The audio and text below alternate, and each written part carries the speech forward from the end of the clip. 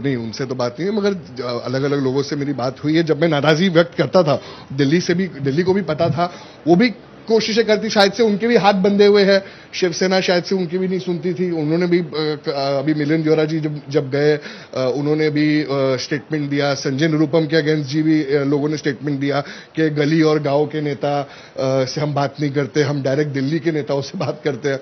तो क्या है कि जो लोकल लेवल पे कार्यकर्ता है, हम सब जो कार्यकर्ता है, हमारा मनोबल टूटता है।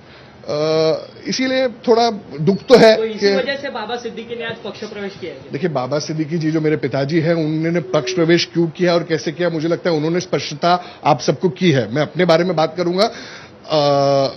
अन्याय मेरे साथ बहुत हुआ है और ये जग जाहिर है। जो लोग कहते हैं कि मैंने अन्याय के बारे में पहले नहीं बताया, आप सबको पता है कि ऑन रिकॉर्ड मैंने बोला था कि ये चीजें हो रहा है, मेरे साथ गलत हो रहा है। वो जो वैक्सीन के मामले में था या फंड के मामले में था, मैंने हमेशा मेरी आवाज उठाई है। जब हम शिवसेना के साथ सरकार में थे, तब भी मैंने अपनी आवाज उठाई है।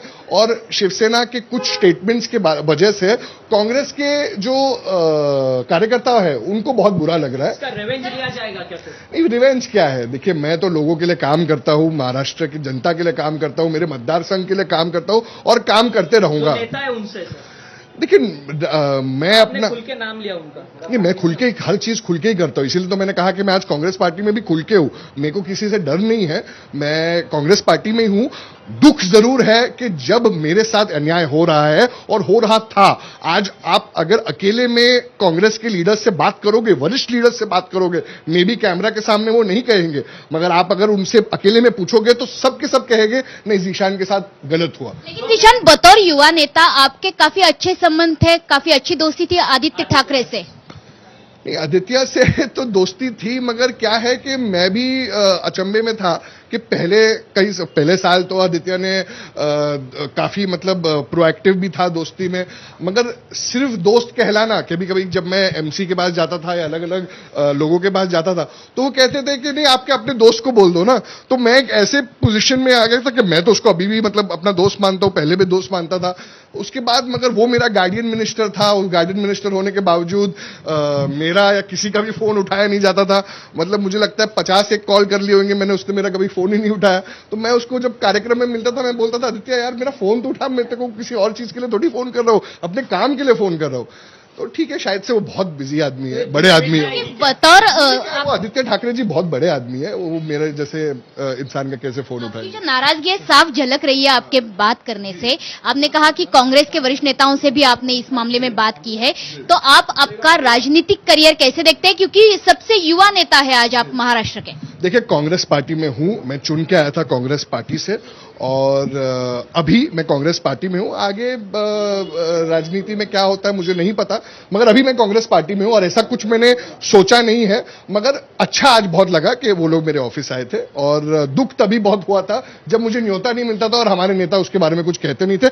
अब भी जब मैंने कहा, और अभी भी मैं कहता हूं कि मैं कांग्रेस पार्टी को नहीं छोड़ रहा हूं, तब भी उनकी तरफ से स्टेटमेंट्स आते हैं गलत गलत, मगर हमारे तौर से कोई उसका रिप्लाई देता नहीं है।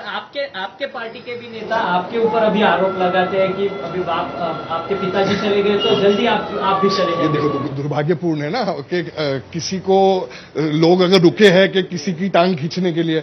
जब मेरे विरोध शिवसेना के प्रवक्ता या शिवसेना अगर स्टेटमेंट देती है, तब उनको सोचना चाहिए कि नहीं, एक युवा आमदार है, उसके लिए हमें खड़ा होना चाहिए। तब आप किधर थे? तब तो आपने मेरा साइड नहीं लिया।